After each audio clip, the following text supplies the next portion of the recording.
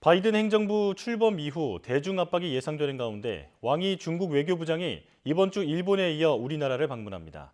앞서 미 하원은 한미 동맹을 강화하는 내용의 결의안을 채택하는 등 미중 양국이 동북아를 향해 젠걸음을 옮기는 모양새입니다.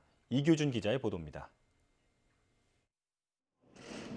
왕이 중국 외교 담당 국무위원 겸 외교부장이 이번 주 한국과 일본을 잇따라 방문합니다.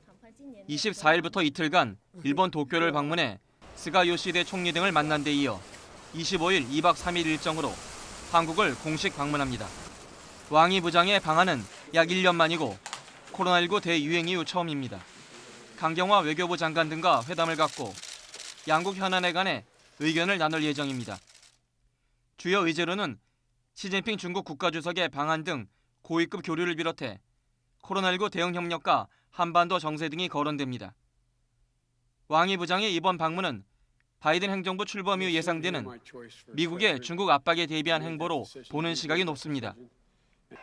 특히 정권 인수인계 지연 등 미 정부의 혼란을 틈타 미국의 동맹인 한일과의 관계를 미리 다져놓으려는 포석으로 보입니다.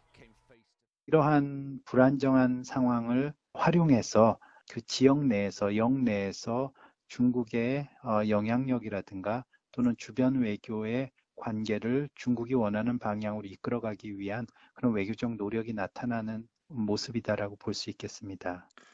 미 정부가 연일 중국의 영향력 확대를 경계하고 있는 가운데 미 하원은 한미 동맹을 강화하는 내용의 결의안 2건을 통과시켰습니다. 민주당 의원들이 주도한 결의안으로 한미 동맹 재건에 나설 바이든 행정부 외교 노선의 예고편으로 평가됩니다. The world is watching what the priorities of the United States government are going to be.